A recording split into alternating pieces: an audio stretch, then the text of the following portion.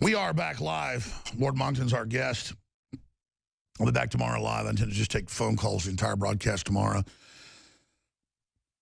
The good news is good people, once they get cornered, stand up and kick the ass of the tyrants. The problem is the West has created such fabulous wealth and opportunity that there are all these spoiled brats that have inherited all this, and they sit around bitching. When there are communist rallies now, traffic shut down routinely every week. I can't go anywhere. There's buses by the hundreds of buses, and people running around. They had a black memorial at the state capitol yesterday, and the communists showed up flipping out with their firearms. And the issue is, we fight for that right to have firearms, then they use it even though they want to get rid of it. So here's what I'm trying to get at. It's the best of times, worst of times, the tale of two cities. But those of us that are not tyrants do not seek power. But we have to seek power as a responsibility to protect our families. And I get so excited here on air. I'm jumping in over, Lord Monckton, all the great work he's done. Because this is 1,000 times more important than some football game or soccer game. These are horrible people that want to sew up humanity forever, reduce the language to a 1984 level. And I sit back and study their own writings where they're admitting this. It's so cold-blooded. It's so horrific. How could we not defeat it? We're going to go back to Lord Monckton right now. But all I can tell you is this. I was back there with my producers during this break. We have a stack of news articles I'm going to cover on the Nightly News tonight where Democrats are uninviting their children that voted for Trump or not going to Thanksgiving. And I personally have experienced friends that I've known who I tolerated, who I've known for 30 years, tell me, oh, I'm not coming to your party. You voted for Trump. And I'm like, you were a Democrat. I put up with you all these years, was always nice to you, didn't dehumanize you. And I'm like, you know what? I'm never talking to you again. This was your choice. But I love how tolerant libertarians and patriots are, right-wingers, whatever they call us. And then these people are so intolerant. And, I mean, it's bad, folks. I had a guy brandish a gun at me at a restaurant Saturday morning. Before that, someone came over and said, it's on video. We were doing a live stream and said, F you, Alex Jones. They are flipping out. Lord Monckton, what do you make of this? I mean, do you agree with what I'm saying, or where do you see this going? I think this is very, very typical of the left now. They are not, in any real sense, Democrats. They don't believe in the popular vote unless by their power in the media they can manipulate it, and, of course, by massive voter fraud. Even that wasn't big enough to get it for them this time. Yeah, they stole 5 states. Trump still won. I hope they clean up. So Trump still won. And, of course, they're furious. And what should we do about this? What we've got to do is to make it clear to them that they either shape up and sharpen up and get back with democracy and start understanding that the will of the people in a republic that is democratic is sovereign, or they can get out of politics altogether and go and grow vegetable marrows.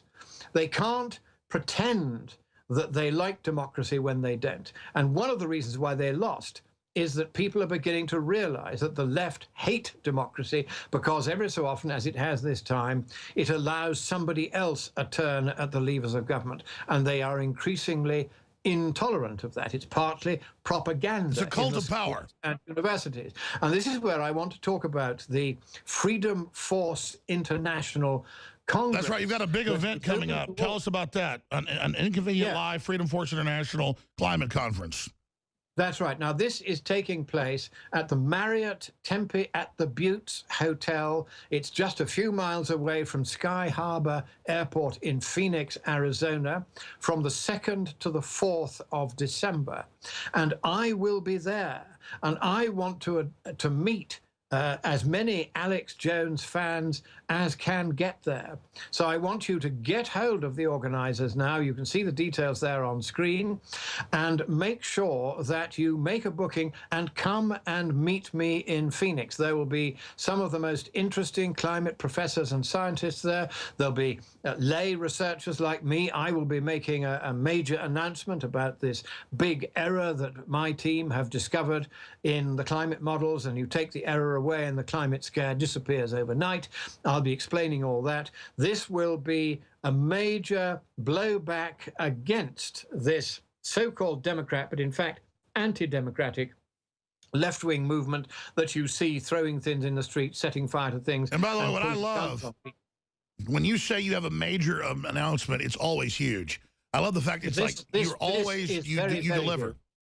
Yeah, this one could blow the whole thing out of the water. There's going to be enormous resistance, I think, to getting it published in any peer-reviewed journal, but we're working on that. Sure. And if we succeed, then effectively that's the end of the climate scare. They're all going to have to run away in humiliation. Sure, well, let's put your website on screen for TV viewers, but for radio listeners, you're obviously at whatsupwiththat.com, but scienceandpublicpolicy.org.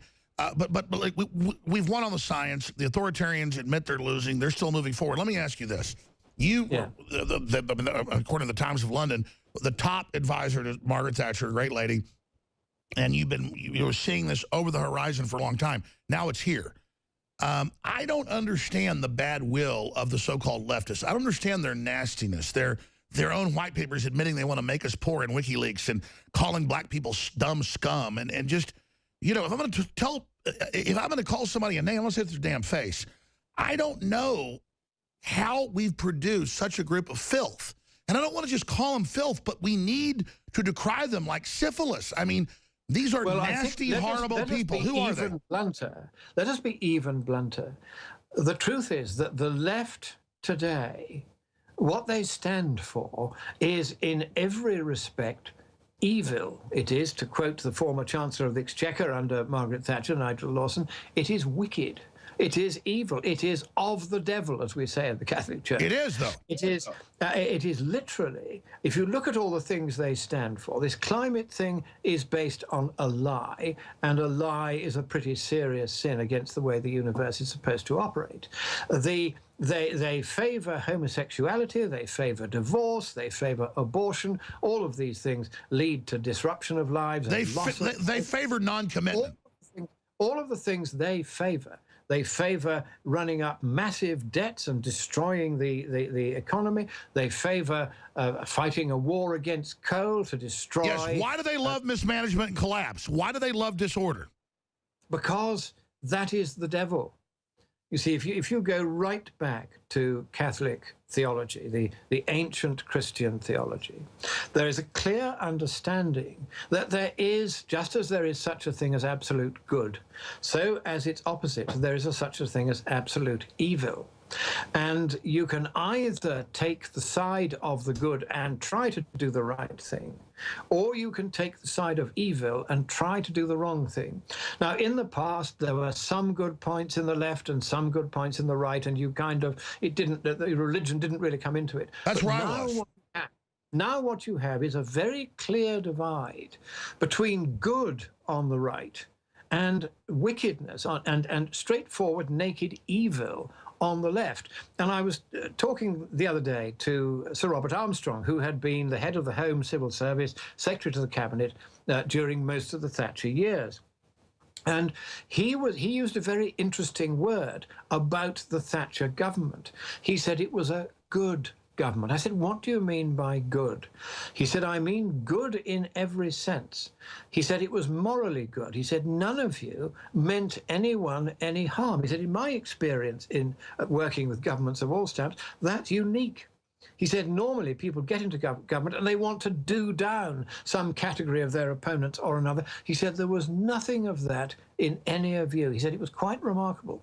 And this really is the difference between us on the center right and them on the left, that we mean nobody any harm, and they wish harm to many, many, many of their fellow human beings. They wish harm, and they plot to achieve harm.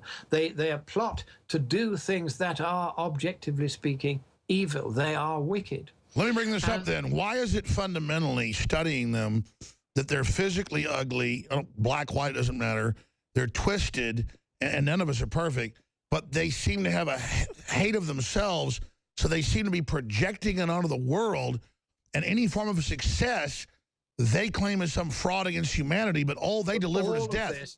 All of this, if one reads, say, there's an enormous theology of how demons behave.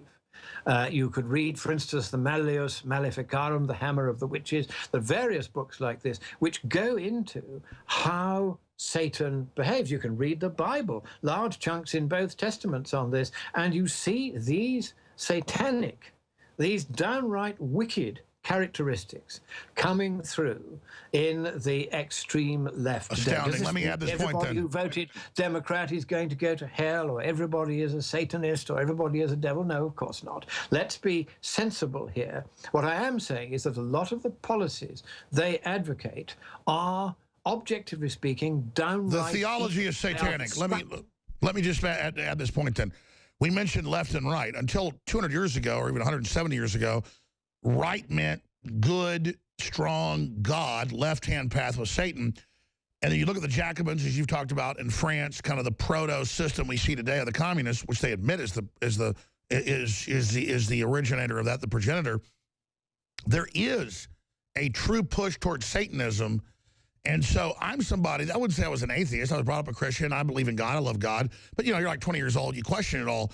But as I went further down the rat hole or rabbit hole studying these people, they almost universally festoon themselves with Baphomet, love the devil, tell us they're of the devil, just are like nasty people. And I just, it's like weird. Is this genetic or is it really spiritual?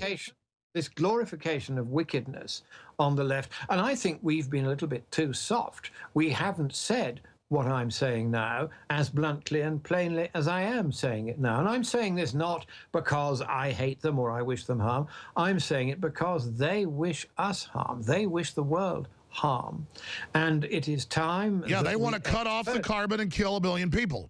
All of that. And they're, you know, they're killing probably a Holocaust at the absolute minimum, possibly 2, every year, because they're denying them electricity. You know, if you'd had the international community now meeting in Marrakesh, last year it was Paris, if you had them meeting instead to make sure that everyone on the planet had an electricity supply and therefore could have a clean water supply, decent sewerage, decent basic healthcare, decent basic education. They could have some light to read by at night for their studies. This could transform the third world countries, lift them out of the kind of perma-poverty that the left has flung them into, and make them as prosperous as we. Let me stop you again.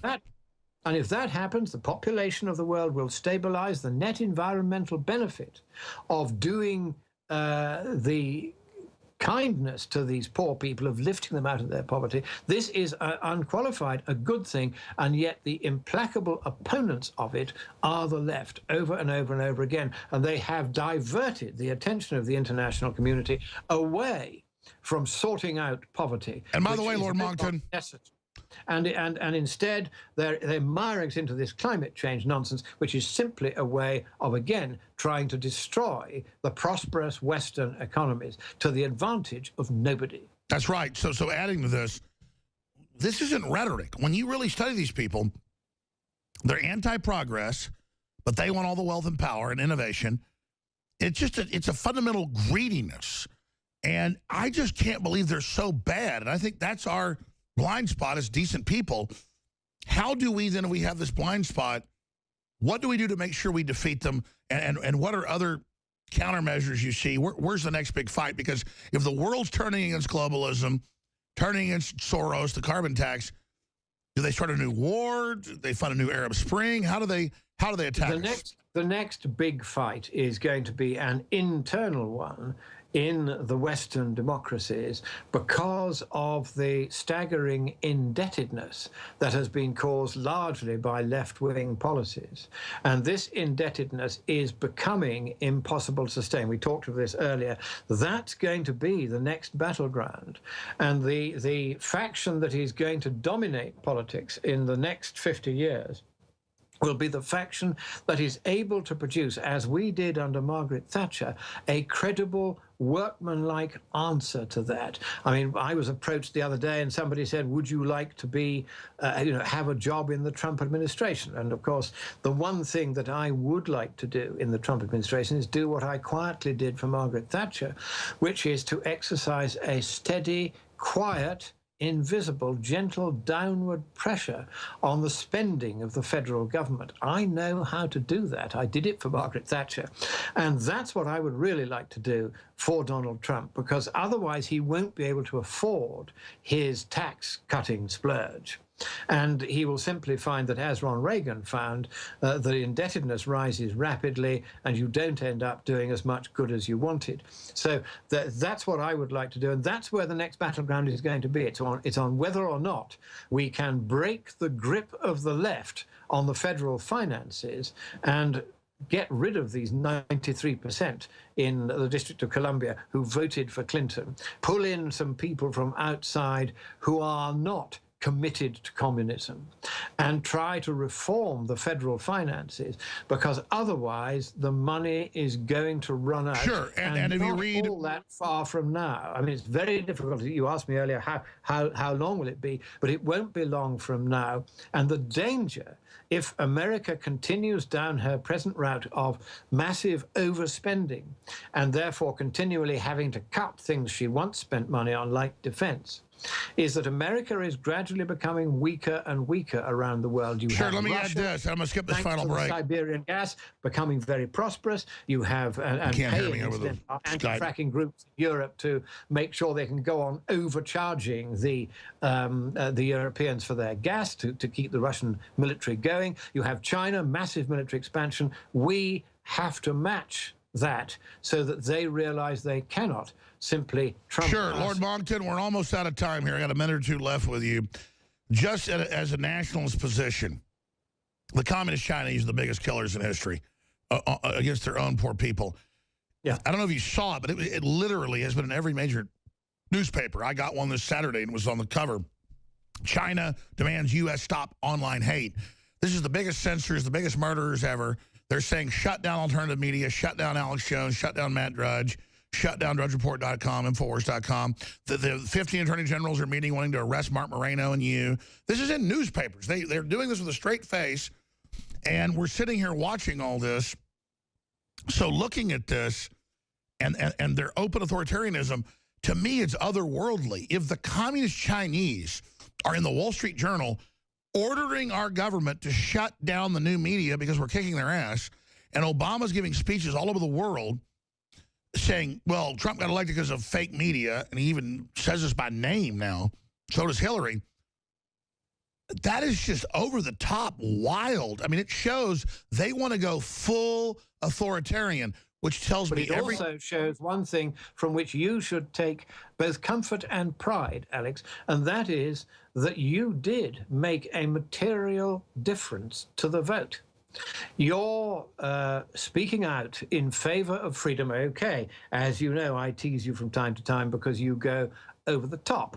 But given the pressure under which we on the centre-right are being put, one forgives you that. But you and those like you, like Matt Drudge and so forth, like Steve Bannon, of course, and Breitbart, who had the courage to buck the trend of universal Marxism in the media, the Marx stream media, and instead to give an alternative view, which won't necessarily always be congenial to China. Well, that's what freedom is all about. And because of you, Alex Jones, and because of InfoWars and Prison Planet, because of these enterprises of freedom that you have set up as a voice of freedom, it is because of this voice of freedom that freedom has found itself again, and that's why Trump got elected. So don't feel upset that they attack you. That when they attack you, then they're paying you the compliment of saying it was you that helped to put Trump where he is. And you can bet that Steve Bannon knows this, that Trump knows this, that people like Myron Ebell, you know, the team he's gathering around him, they know this. They know that you have been standing up for freedom. I've talked to those folks. I'm going to stop there, but that's what's so surreal is that's why I know Trump's for real. He's not patting me on the head when he calls me or other people do They're for real. The thing is, Trump's been so business focused. He's super smart in a lot of areas. In other areas, you know, he wants to like work with government like it's a business and like thinks he can just get them to work with him. He doesn't understand how I think he does, but I don't want to underestimate his smarts. He's smarter than I am, but I tell you, God, they're bad. What he's done is, I mean, in picking Steve Bannon as his chief strategist, that was a brilliant appointment. Steve has been working privately with them for really quite some time, but I was delighted when he moved in to kind of take over the campaign, still more delighted when he was appointed as Trump's advisor-in-chief, effectively. And he will make sure that if anything needs to be known about how politics works and how to play that, there's nobody cleverer than Steve Bannon at that.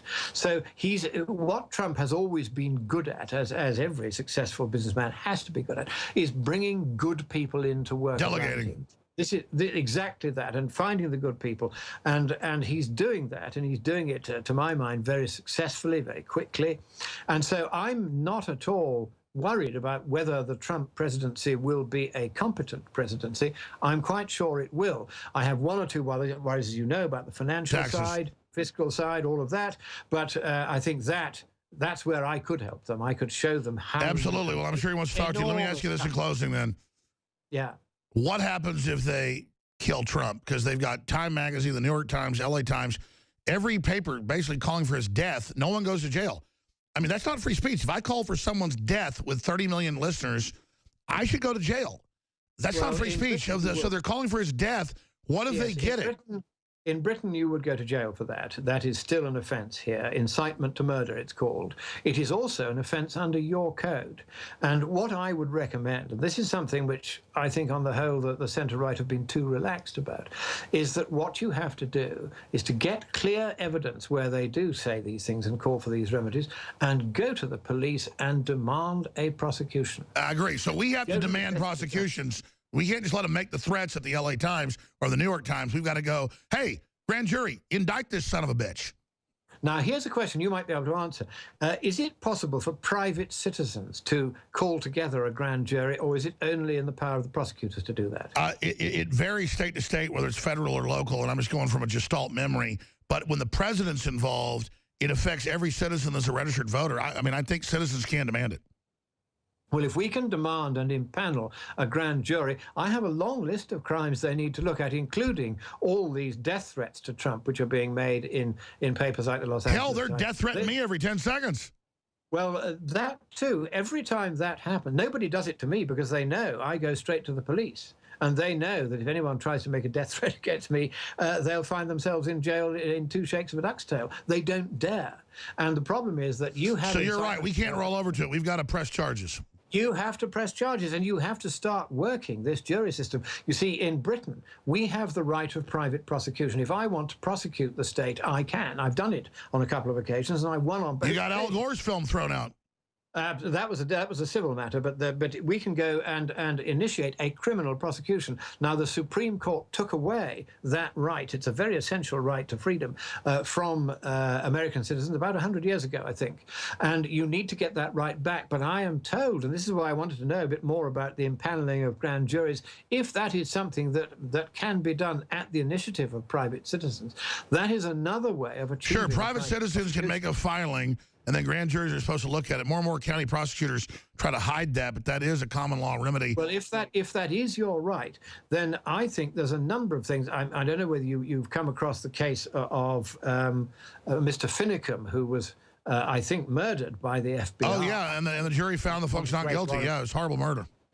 I didn't like the look of that, I must say. I was asked to look into it, and I have looked into it, and so far I am minded to set up an international commission to examine what happened on that day, because there are some very clear gaps in the official... Oh, there's video. They shot the car up for no reason. And we're not trying to have war with the feds, but... So there's a lot of this going on. Of course, there's still the matter of Mr. Obama's birth certificate, where Mr. Trump, for various reasons of expediency, decided that he would no longer bang on about that one.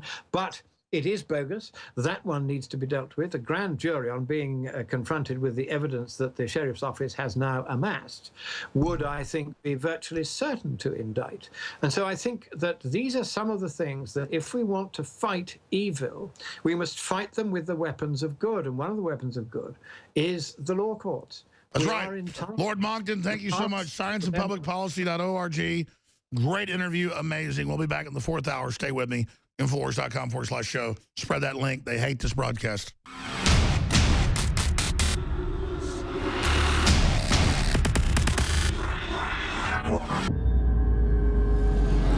It's Black Friday week, a chance to get amazing, one-of-a-kind, game-changing products that also support our fight against the New World Order at 360 Win. At InfoWarsStore.com or InfoWarsLife.com or call toll-free 888-253-3139. And again, thank you for funding the true tip of the spear and the fight for human liberty. We could not have done it without you, and I want to salute you for your support, your prayers, the action you've taken.